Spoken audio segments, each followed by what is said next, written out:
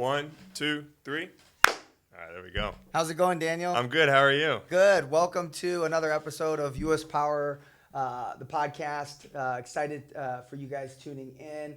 Again, here at US Power, we're a SunPower Elite dealer, the fastest growing SunPower dealer here in the United States, serving all of Southern California, all of Northern California, Florida, and Arizona. If you guys are looking for a quote, and you haven't had a quote to go solar, or you've had a quote to go solar and you're still in the market, reach out to us. You could call us at 818-650-8010. Go to sunpowerestimate.com. Go to uspower.us. All of these are resources for you to sign up for a complimentary design. Within 2 business days, we're going to get a proposal out to you. With one of our consultants, you'll sit down, go through the numbers. Most customers move forward. We always do Zoom consultations too, if you want to keep it remote, just to get the quote. And we are happy to serve you, guys. That rhymes. If you want to go remote just to get the quote. If you want to go remote just to get the quote, Sorry, my bad. call us and we'll do a Zoom call. But guys, 2024, it is time to go solar. If you're not solar yet and you own your home and you get good sun, what are you thinking? So we're introducing a new guest. This is Daniel Kantor. Hello. Daniel Kantor is new with us. Yes. He's head of social media now at US Power. So Yes. we're really excited that he's with us. He's been doing a great job, making some really fun videos. Tell us a little bit about yourself, Daniel. I mean, here, 1 second. So I just graduated from Arizona State University in May. Nice. Almost a year ago now. It's insane to think about it. Yeah. But yeah, and I was actually doing, believe it or not, I was doing pre-med. So I was doing like med school, all that stuff. I wanted to be a doctor. Right. Not sure if I want to do that still, but I'm trying to apply. But I really have a strong passion for film production. I love film production. I love just making fun things, making content with my friends. And yeah, that's kind of how I landed, on this job. That I just want to kind of start making more things and helping people out. And yeah, that's where I am. And you're right good now. at it. Thank You're you. good at it. I appreciate it. We had a few people we were looking at, and Marissa, our HR person, she brought. And my wife. Might as well just be open about fun it. fact. I didn't know that you guys were married until the first morning meeting. Yeah. You were just like we this, we that. I'm Yeah. like, are they like a thing? Are they Yeah. married? And then I saw a ring. I'm like, oh my god, that's insane. Yeah, we usually don't disclose it. So Marissa, she's really the big boss here. I'm more of the worker bee, I always say. But Yeah. So exactly. She's my wife. That's so. great, though. And no, it's fantastic. That's fun to. It is. Did you It makes it a did you family start feel, US too. Power with Yes. with her? Yes, actually, she came up with the name. Oh, really? Power. Yeah. Nice. Yeah. So I got to Cool. give her the credit on that one. Cool. Yeah, that was her. She's bing power, and I was like, it's beautiful. Like, wow, I want it. I love it. That's cool. It's beautiful. Nice. So, but anyway, we were looking at a few people, Yeah. and she brought me your social media, and it was funny because I'm watching some of his videos back when he was like in high school. Yeah, dude. I don't. He's been doing it forever, I guess. You told me about this video that I made in With your brother. 2015 or Yeah. something. I was like, dude, I was He was like this Thomas the Train 13. truck, and put his little brother on these. No, that's on my these- friend. That's my good Was friend. that your friend? You know, on these rail tracks in like a garage, and it was just like the stupidest humor. But that's what I like, and I'm like, this is to me, humor sells. Yeah. Humor sells. So hey, I mean, if that does the trick, that's what. but- I was like, he's hired. I was No, like, but "Get him." I didn't expect that anybody would see that, and that made me feel. I just thought about all this stuff that I have on my Instagram. And I'm like, shoot, I need to archive that. I need to hide that because it's Oh. like, think about like if you saw it, probably other employers saw it too, and it's Yeah, it was good. But I appreciate it. That's the thing in this life. A lot of times we think the things like we're embarrassed about, Yeah. like, because it's especially with social media these days, like it's confusing. Like, you gotta have, the perfect picture Yeah. with the waterfall and the Ferrari Yeah. and the, and the mansion. Yeah. And, like that's, not reality for most people. Yeah. I mean, it's not something that's impossible. Like, Yeah. who doesn't want to be successful? Who doesn't want to look perfect and have abundance? Mm-hmm. Like everything can be achieved. Yeah. But reality is imperfect, and homeowners, customers, business people, like there is some attraction to the human element when you can look at a company or look at a person you're doing business and, hey, they have problems just like I have problems. Hey, they go through everyday things just like they got to pay rent. They got to, their kids struggling in school. They're whatever, right? Yeah. Or they're, that imperfection in a way is attractive. So that's kind of what I saw. I didn't, I could see that you're a kid, but when I see someone that's young, that's pursuing something, and I see an inherent talent, that was something I used to do when I was a kid, was shoot home videos, and I love entertainment. I love making films, whatever, TV shows, pilots. Yeah. I have a passion for this. Of course. So, selling solar is one of the things that gets us on our way. Yeah. Gives us the financial horsepower to produce the type of entertainment that we want, which is hopefully can facilitate more solar. Right. And that's what sells, or that's what at least goes viral. All the content that's really, if somebody sees you and you're like, hey, like, I relate to that, just like we made that like language video, like when people speak different language, people can relate. Oh, hey, I speak that language, or oh, hey, like like they're having like funny things, just like we do at home. But it's in the office. If you're interested, we'll drop a link in the video to that video. Yeah, we just produced a video, which was funny because everyone in the office speaks different languages. Yeah, which is pretty rare. Hebrew I feel for you. I speak Hebrew. I speak Chinese. Owen speaks Thai. Yeah. Moises speaks Spanish. Maryland's with the sign language. Ali speaks Farsi. Yeah. So, pretty diverse cast of characters here. Yeah. And that's something we were talking about in the morning meeting too, which is, we're focused here on the market, the U.S. market, but solar is, pulling it full circle into our solar talk, global, right? Everybody, it doesn't matter where you are in the world. You need energy. If you're living in 2024 and you have modern devices, even if you're off grid, honestly, you need energy, whether it be for a well pump or to keep your home heated, right? Everybody needs energy, as a living being. So, solar is the new major energy. And it's not new. I mean, we've been, the sun has been here since the beginning of civilization. Yeah. But we're finally able to really tap its potential, tap it and harness it, and do it on a massive scale now. Yeah. So, this is a global phenomenon. It's now mainstream. We're past the early adoption phase. The panel sitting behind Daniel, that's the most efficient solar cell in the world. That's the world record setter. What's it called? M series. Yeah, that's the M series technology, generation 4. So that's exactly what Apple has on their corporate headquarters up in Cupertino, California. It's what the military uses. NASA uses that on rovers. JPL uses that same technology on the solar planes flying around the world right now, Impulse 1 and Impulse 2. So, that's basically as good as it gets. Now, the technology is getting better slowly. Yeah.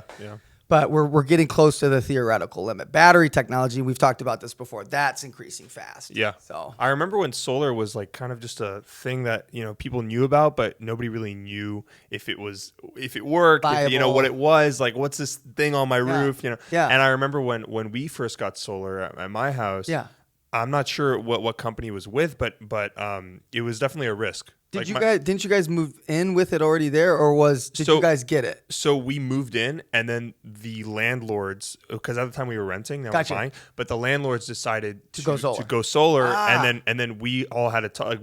My parents had to talk with them, with the landlords. It was okay. And they were asking, what is it? But it obviously is great, that's so cool. and it saves a lot of electricity and all that stuff. But no, it's a really you if you're a landlord out there, or even a tenant, and your electric bill is really high, call us. We deal with landlords all the time who, for the benefit of their tenants and themselves, go solar, because it's a win-win. The tenant, either the landlord passes through the monthly payment on the system to the tenant directly in terms of their rent, or the tenant pays the payment, which is more rare. Typically Typically rare. the landlord Typically, pay? the landlord pays the system. To install it. Correct. Okay. And they'll make, so it depends on what system. If they're financing or leasing the system, there's a monthly payment. Yeah. But usually the landlord pays that, and they include that they either mark up their rent a little bit, Yeah. or it's just covered, right? And that's one of the benefits. That's what makes that a more attractive place to live for a tenant, because there's no electric bill, or the electric bill is minimal because it's a solar home. And I have a question. Was solar, when it was kind of first getting going, people started getting solar on the roofs, was it more expensive than it is now, or is it about the same? Way more expensive. Interesting. Way more expensive. Yeah. Yeah. I mean, we used to, back in the day, whoop. Oh, the mic's there. ran into my mic. We used to be, so when I was a kid, we were in the $10 range per watt. Okay. $10, $12 range per watt. Now we're in the $4 or $5 range per watt. Just because it's more mass produced, or? Correct. Okay. Correct. But prices are now going up. So the last 2 years, first time in history since the 50s. So the technology was invented in the 50s. First photovoltaic came out of Bell Labs, 1951. So 73 years of solar panels, basically, on this planet. And we hit rock bottom in terms of pricing 2021, pandemic time. Yeah. And then at that point, prices started going up because of inflation. And that's just, we have mass adoption across the planet. There's manufacturing facilities all around the world making solar panels. Yeah. So we've really driven down the cost to produce solar cells, solar panels. And now with the global economic situation, which we can talk about if you want to at some point. Up to you. We have tremendous inflation, unfortunately. And with inflation, you have to continue to increase your prices to keep to stay profitable, right? Because our dollar is rotting. That's the best way to put it. The dollar is in trouble. So unless the Fed, but it's really the government, like the elected government, changes the way our money supply is issued. So, and this is something, honestly, I'd like to do a whole podcast on this, the Federal Reserve, which is a privately owned company that controls public money, right? The US dollar is public money. That's our sovereign money supply, and it's a global currency, right? Remember, we're responsible as the United States for many, many countries. A lot of countries around the world look up to us, depend on us. They model their behavior and their government systems on our system, and the dollar has become really the global currency. And what's happening right now with inflation and the way the Federal Reserve has unlimited power is it's like a drug. They can just print money to try to solve the problem. The issue is now the debt is so high, 33 trillion as of today. It becomes almost a debt close to the point that we can't start to pay back. So now hopefully this doesn't happen. We always pay our debts, the United States, but we possibly could start to default on those payments, and that would cause big issues. So Bitcoin is the solution. New global currency, and we will have conversations about that in future episodes. Bitcoin or just blockchain in general? Bitcoin. Yeah, Bitcoin. So specifically, okay. Yeah, because blockchain That's is the whole concept, right? Of Bitcoin is. No, not even blockchain. Bitcoin is built on a blockchain. Bitcoin is a blockchain. Okay. But all blockchains are what we call decentralized ledger keeping technology, right? It's just a technology, basically a proof of work time stamping technology that secures the network of transactions, right? So basically, we don't need a central bank anymore to move, or centralized banks to keep ledgers when I move my money from Bank of America to Chase Manhattan, or from Chase Manhattan to Bank of China or wherever. Okay. There's not an those banks all have ledgers, and they're saying, okay, 100,000 moved over there, and that moved there, so that 100,000 doesn't.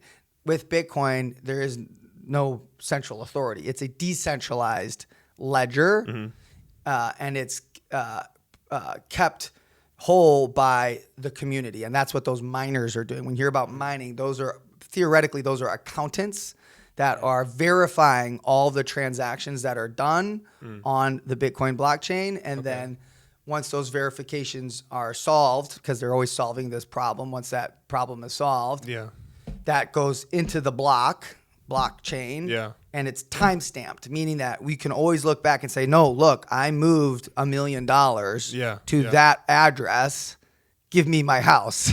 You know what I mean? Yeah. Like that's. I always thought that the people who were mining for Bitcoin, the miners, those were the ones that were making it. Like those were the ones that were coding and making Bitcoin. So theoretically, yes, they're making it, but really they're competing for it, because what happens is when that problem is solved, so the Bitcoin network creates a very complex problem.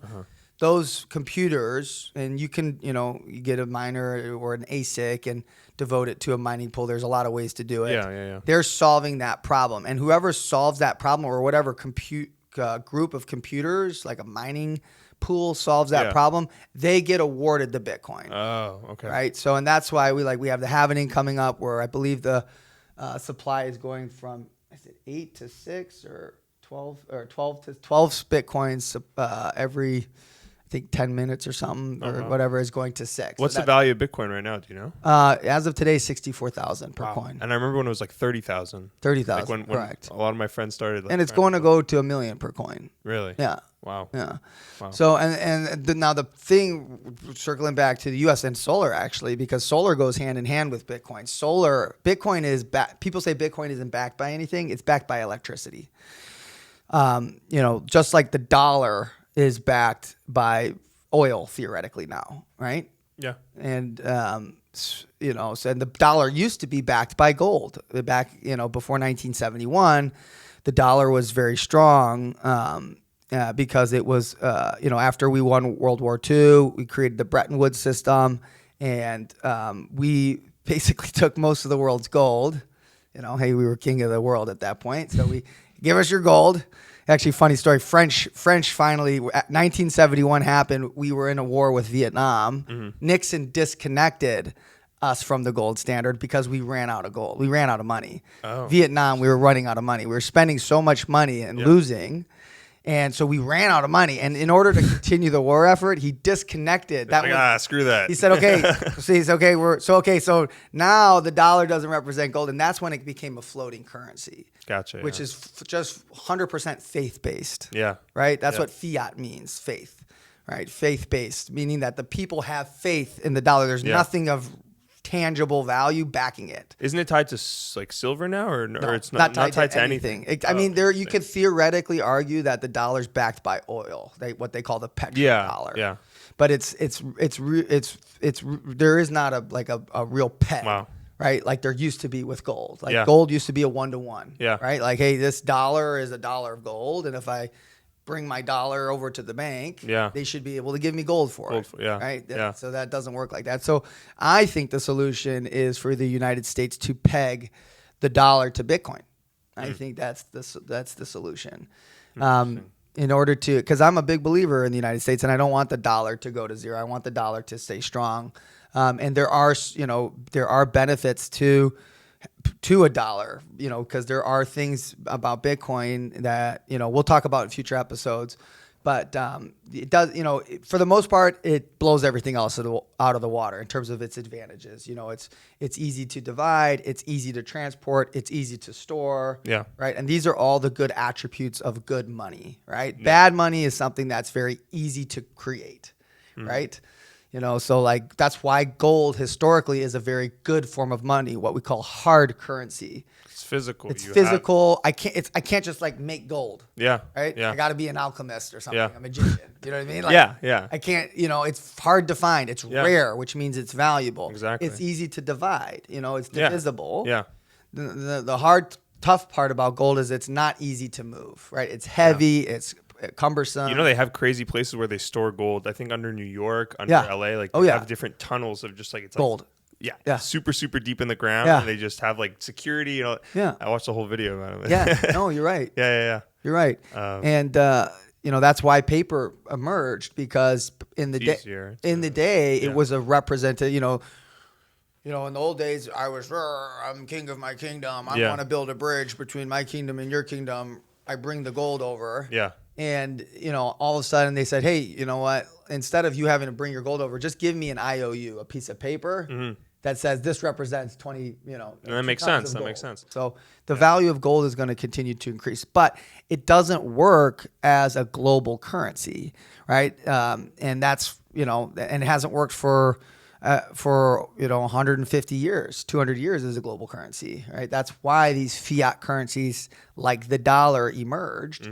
But now we're kind of at the tail end of their supremacy, and now it's time for a digital currency because we're living in a digital plane of existence now. And that is, from what I can see, that is Bitcoin. And there are other cool, like Dogecoin? cryptos. Dogecoin, yeah, of course. Again, we're fans of Elon, and he loves Dogecoin. But I'm investing millions of dollars into it. I don't know what you're doing. Yeah, it's a meme coin. It's a meme coin. Ethereum, like Ethereum. There's and because you are going to need, certain blockchains and projects to do certain things. Yeah. But in terms of store of wealth and, a true currency that just represents value, money. Yeah. Right? Yeah. That would be Bitcoin. Gotcha. That would be Bitcoin. Okay. Yeah. And again, it's tied with the solar industry. And simple example.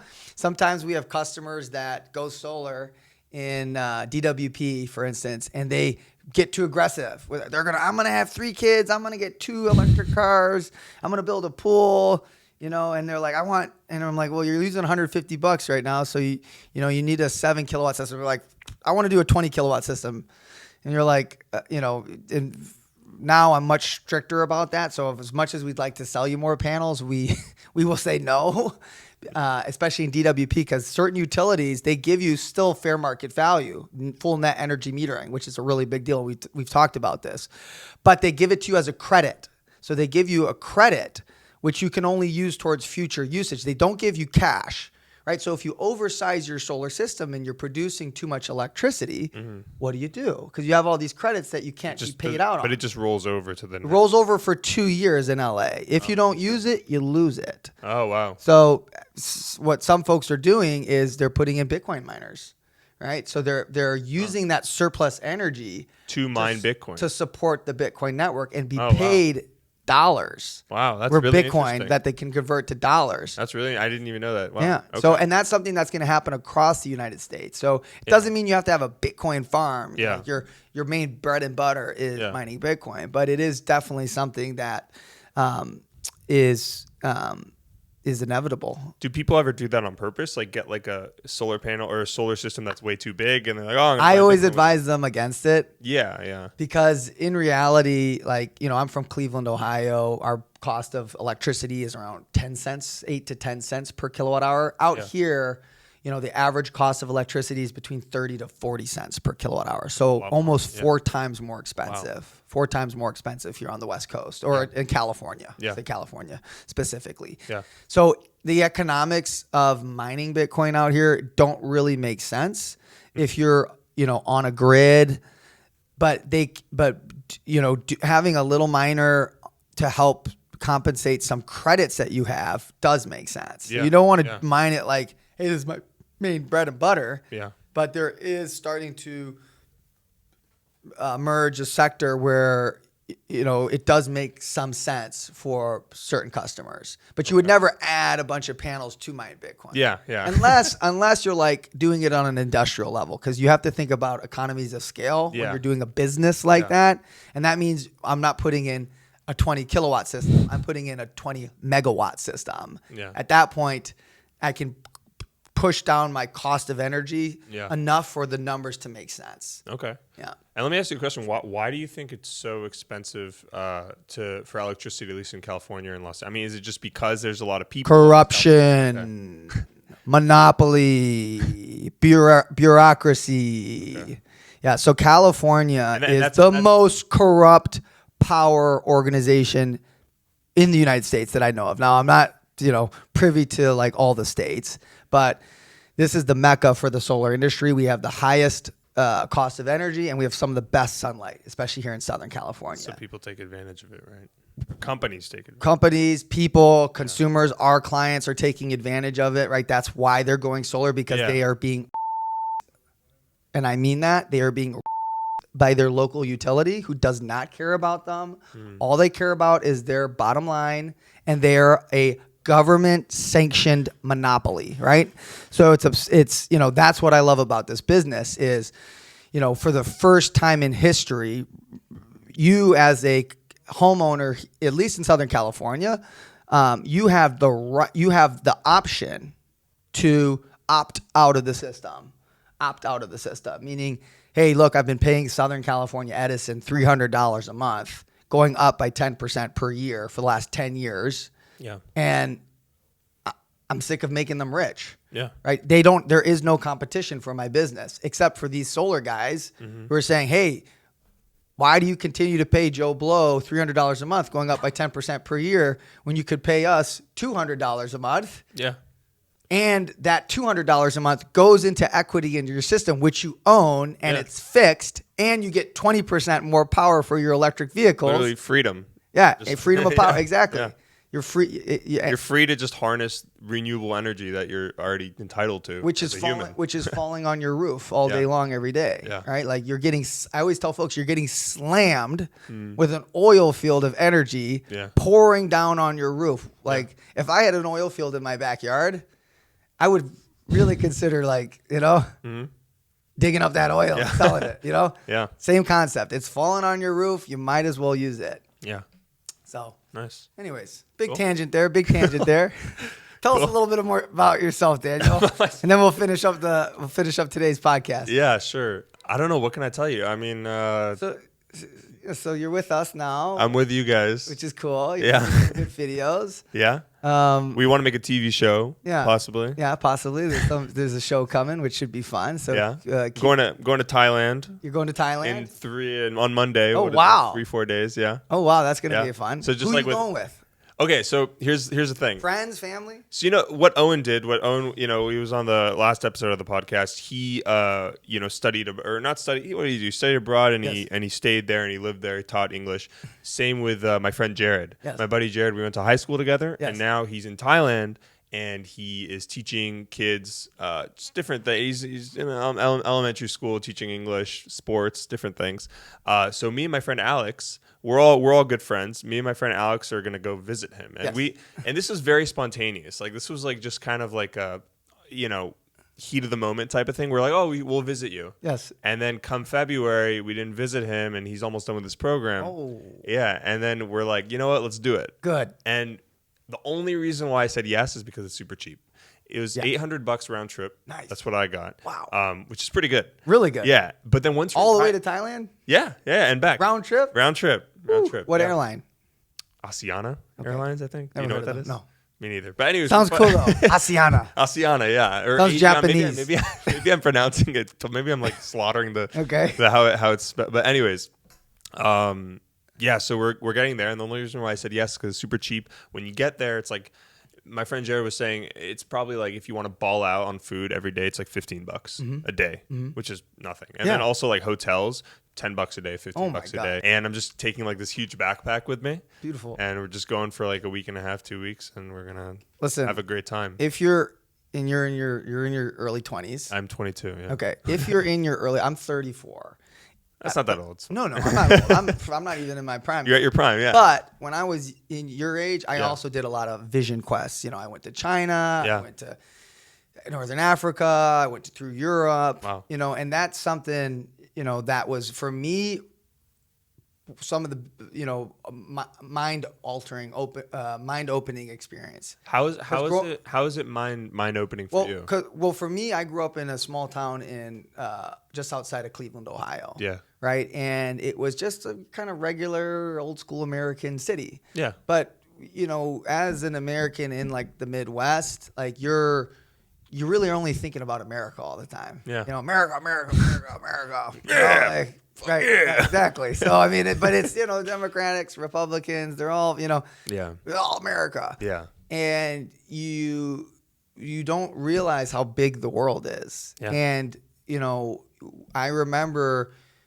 going to China, and it was funny when I went to China. I don't know if I talked about this, but I was like, I'm gonna invent Facebook, man. I'm gonna bring so much technology. There's gonna be Crouching Tiger, Hidden Dragon over there. Yeah. And I remember getting off the plane and being like, what the heck? Like, this is like an alien. This is like more advanced than New York City. Yeah. You know, Wow. the skyscrapers, the maglevs everywhere, like electric cars. Everything is paperless. Yeah. And so, you know, and then going to, you know, third world countries like, you know, India and, you know, and seeing the, you know, or even like some areas of Pakistan where the poverty was just like, I'd never seen poverty like that. Wow.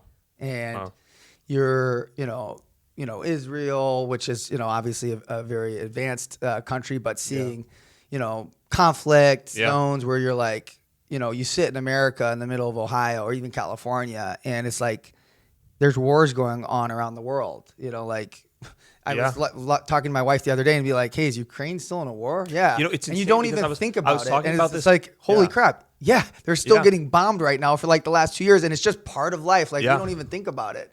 Yeah. So when you travel, Yeah. you start to really appreciate what you got here. I was just talking and about you want to this. help bring that to those places too, because you're like, fuck, Exactly. man, like, you know, you're like, you know, there's times in Pakistan where I'm like, God, they're so freaking corrupt. Like these kids are sitting in mud. Yeah. Like these children. I remember going down the street, you know, and I was with a group of people, and they had a like 20-car caravan. Okay. Of like, because I was with one of my, you know, fraternity brothers, very good people, very great people. Yeah. On the very, very high end of the wealth spectrum in that country. Yeah. And I remember going, and they're very good people. They're not, they're just blessed, right? Yeah. And they grew up in the right family Yeah. with the right education. Yeah. But the rest of that area was like, I remember like, there's not even running water here. Yeah, it's insane. And there's like thousands of people. It's insane to see that divide. Exactly. And I was talking about this just like literally yesterday with one of my friends, how America, I feel like a lot of people who don't know anything but America are very self kind of just like America's number one. You know, all we know is America. Yep. But coming from, you know, like my mom's from Israel. I was born in Israel. My dad's from Canada. But, you know, it's fun countries, but it's a good country. But coming from somewhere else, it's really interesting to see other people who all they know is America, and they've never even been outside of the country. Right. You know, and like when I was in Israel, I went to like this whole like trip with my school. You know, Hillel. Like it's like a Jewish organization. Anyway, we went like 3 Jewish people, and all the rest were, you know, non-Jews, whatever. And we were just walking around. We went to like Palestinian territories, Israeli territories. We went on the border of the Gaza Strip. It was insane. cool. It was insane to see everything. Yeah. It was crazy because it's like you see all this poverty, you see all this wealth, and it's just really crazy. And when they raided, like when like you know, Hamas and everything raided. The little villages, I was in one of the like couple months before it happened. Wow. I was in that village, Wow. and the tour guide was telling me, you know, why we're here. We're here because we believe that one day the border is going to be, you know, broken, and everyone's going to live in peace. Right. And I'm not sure if he's alive right now, but Terrible. But those are the people that, you know. Yeah, but it was insane. that's the kind of stuff you get from traveling. Yeah. Because you come back, you know, and it obviously you have fun too. But as a young person specifically, like for me, it opened my mind. Like I remember being in Beijing and seeing like the pollution was so bad, I couldn't even put I couldn't see my hand on certain days. Yeah. And I was like, that started igniting this, you know, fire for, okay, you know, in this life, like I have certain goals. Yeah. And this is what I'm a believer in too, which is for young people, like, you know, one of the reasons I'm successful is I put goals. Like one of my goals for my life is I create a physical goal.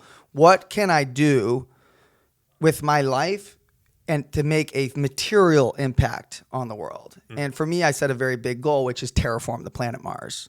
That is terraform the planet Mars. What's terraform? Turn Mars into an Earth-like state. You want to do that in your lifetime? Yes. Okay. Interesting. That might sound a little crazy. Yeah, how would but you do all that? of my goals work towards that. Right. So terraforming is like we terraform right now. Like, Okay. so when we like, you know, like right now, like in LA, we've terraformed LA. LA is really a desert. Yeah. But we channeled water from Yeah. the Colorado, right? We built a river. Yeah. That brings all this all water. man-made. And and it's Yeah. now lush Yeah. because we terraform. So humans are very good at doing this actually. Yeah. And we're terraforming the planet negatively right now with all of our carbon emissions. That's why we have global warming. Yeah. And now we're unterraforming. We're cleaning Trying to it undo up our mistakes by selling solar, by adopting solar. Gotcha. Yeah. Right. Yeah. But for me, through my travels, I started learning a lot about the world and how as an American, and also because being an American, we have a lot of power. We Yeah. have a lot of responsibility. Yeah. Right. We are. We're very privileged. We're privileged, and but- a lot of people need to realize that too. Right. Yeah. And with that privilege comes a lot of responsibility. Exactly. Right. Because if Great power. exactly, comes great responsibility. Yeah. So, but for me, that was like, that helped open my eyes to, holy crap, there's a big world out there that needs our help. Do you know what I mean? And that we can bring a lot of value to, which is going to bring us all up.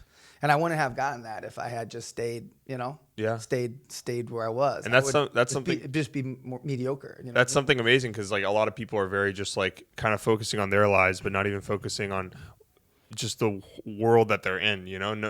Nobody kind of like it's cool how you can open your eyes and just actually see, okay, like I can be a part of something. Yes. Bigger, Yes. And that's Yep. Yeah. Yeah, no, traveling, guys, if you're young, get out there, travel, go to as many countries as you can. And here's the thing too, it's not expensive. Everybody thinks it, especially when you're young. If you have a family and you have kids and you got responsibilities, it is tougher. Yeah. But if you're in your 20s or you're in your early 30s, you don't have to have really, $1,000. Yeah. You go out there, you stay in hostels. You can even, people will, you believe it or not, like especially in Asia, They'll host you. They'll hire you. Oh, hire You'll get you. a job teaching okay. English Interesting. on the spot in some of those countries. Just by That's the way, an asset. It's an asset. So you can go and make money. I remember, here's a funny story, and we'll end with this. I had saved up a bunch of money in China, and I was traveling around, and I was running out of money. I was almost out of money. Wow. I had like $1,000 or something left, US. Yeah. And I remember I was like, all right, I'm going to go to India. I was going there because I wanted to look at the studios in India, down in Bombay, Mumbai. Okay. The area is called Gorgon. This is where Bollywood is located. I was like, I want to go check out Bollywood. Okay. I landed in India and I was rich again. Why? Just because Because the dollar is 1 to 50. Oh. So my $1,000 Instant became money glitch. instantaneously my $1,000 was $50,000 in India, and I was like, whoa! I was like, nice hotel. I'm staying. Great dinner out. That's smart. That's smart. And I was like, all of a sudden I became rich. Rich overnight. So that's your instant money glitch right there. Just keep going to different countries. But it also helped you learn the value of the dollar and like the position we're in and some of the wealth gaps and some of the advantages. So, anyways, great to travel. Yeah. Daniel, thanks for coming on today's course. podcast. We're Of excited course. to do more with you. Cool. Again, thanks for having me. If you guys need a quote, reach out to us, 818-650-8010, uspower.us. You can go to sunpowerestimate.com. We'll put it on the screen. Call us. Let's go solar. Have a great day. See ya. See you Bye. guys.